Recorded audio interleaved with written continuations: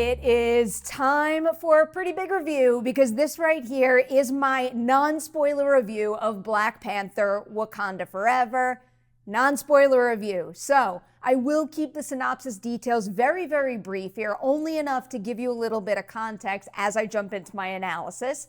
So Black Panther: Wakanda Forever takes place after Wakanda loses its king, Chadwick Boseman's T'Challa, while Angela Bassett's Queen Ramona, T'Challa's younger sister, Letitia Wright's Shuri, and others try to find ways to forge forward. A new threat emerges, Tenoch Huerta's Namor. I am going to leave the plot points there because, again, this is a non-spoiler analysis of the movie. So while some of my points going forward might be a little vague, you can rest assured you will not be spoiled in this review of Black Panther: Wakanda Forever. Let us begin with one of the greatest challenges of this film on screen and also behind the scenes as well. It's the making of this movie after the passing of Boseman.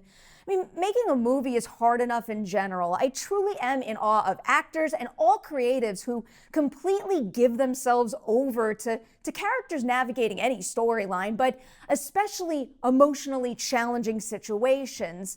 And not only are they doing that with this film in the MCU, but it's their reality as well.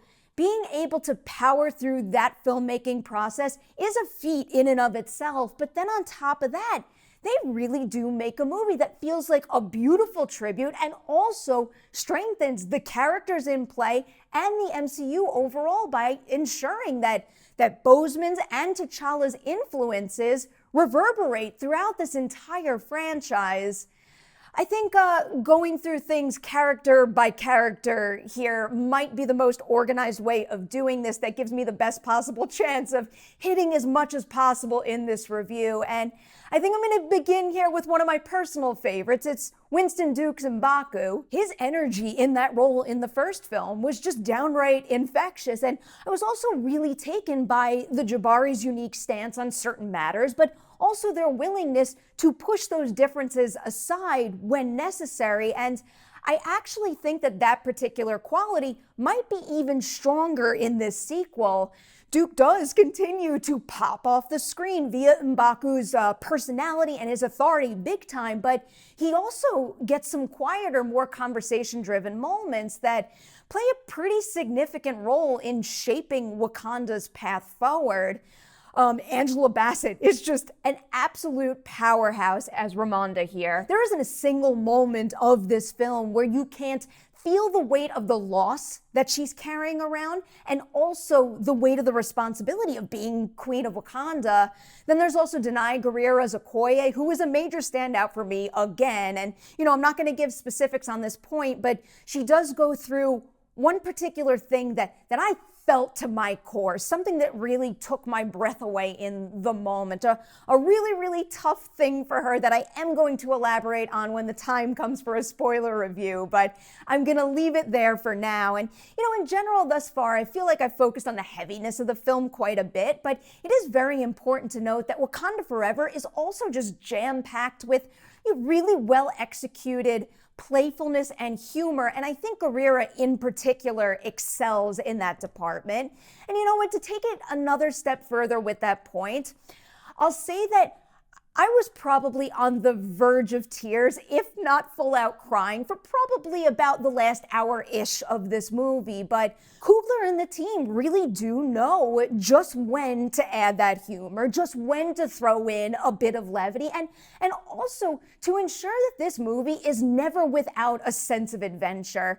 Black Panther: Wakanda Forever is addressing very, very challenging emotional situations with maximum heart and respect, but it's doing so within the MCU framework. So it's got the power to be a highly entertaining, thrilling ride, but also while being a true emotional wallop. Back to the characters now. Yet again, Lupita Nyong'o is just excellent as Nakia. Her situation in the movie really stood out to me because it's quite different from what the other characters are experiencing, and I found that it really winds up broadening the playing field of the movie in a very effective manner. This movie is also going to be a very, very big deal for Dominique Thorne, who of course is making her MCU debut as Riri Williams, aka Ironheart. And, you know, if you are looking for another reason to get more psyched for that Ironheart series, it is her work in Wakanda Forever. Just can't believe she only had 2 feature films under her belt when tackling this movie, and she just seems to have absolutely no problem popping alongside some very experienced actors and also in the midst of some very, very complicated action set pieces. She's just hugely charismatic and natural in this role, and I cannot wait to see more from her in the MCU, but also beyond as well.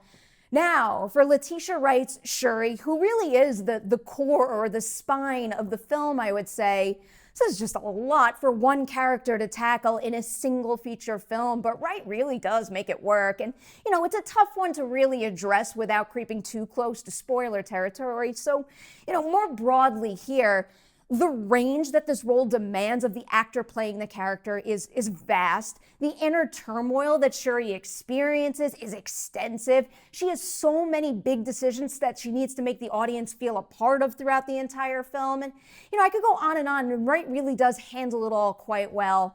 There is a lot of good happening in Black Panther Wakanda Forever, but really, if Wright isn't nailing her role, it's not going to work overall. So it's a very good thing she pulls it all off quite well. And now finally here for the performance shout-outs, just Tenoch Huerta, oh my. I feel like I was a little late to the game with enthusiasm for his work because I hadn't seen Narcos and some other things he's been in, but I did recently see a movie he had playing at Sundance. It's called Son of Monarchs, and very, very much walked away from that film thinking, oh my, this actor is something special. And sure enough, I walked away from my screening of Wakanda Forever thinking, I truly cannot imagine a better fit for the role of Namor.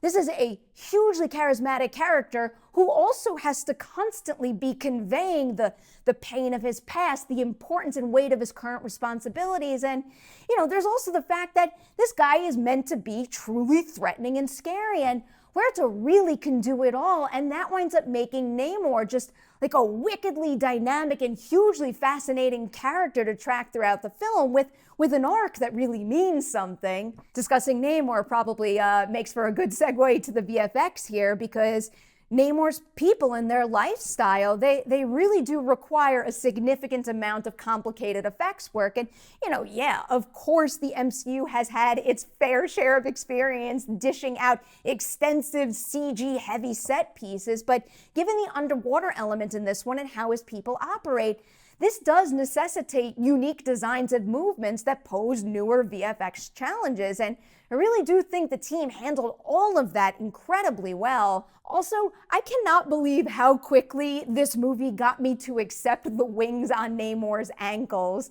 There wasn't even a second where, like, my mind left the movie and the story to stop and think, wow, that's really solid VFX and rigging work. It was always just a fully accepted in-world truth in my mind, which was very impressive.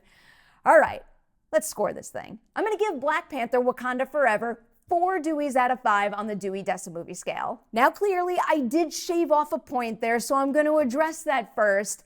I never, not for a second, felt the length of this movie. This was 2 hours and 40 minutes that truly flew by fast and, in my opinion, justified every single minute of screen time. But we are talking about a 2 hour and 40-minute movie here, and there is a lot covered in it, and there are certain backstory details and character arcs that I'm eager to examine further on a second watch, just to make sure everything aligns as well as it could have. The example that's coming to mind right now is, you know, while I really did love Okoye's material in the film, there's a particular character arc point that I really wanted to sit with a little more. It did work. It worked in the moment, but I feel like there might have been a level of processing what she's going through that might have been missing there. So it's stuff like that. Really just, you know, smaller details in a pretty exceptional whole movie. And, you know, also smaller things that in no way took away from the experience of watching the film Rather, they were just things that popped into my mind after the fact upon further analysis. Another outstanding quality of this film that I really do have to point out before winding down this review is how this movie transcends the screen. This is an MCU story about characters struggling with loss, and it's also an example of a real-world team of creators who reunited in the hardest of times to craft a film that honored a lost collaborator and a loved one.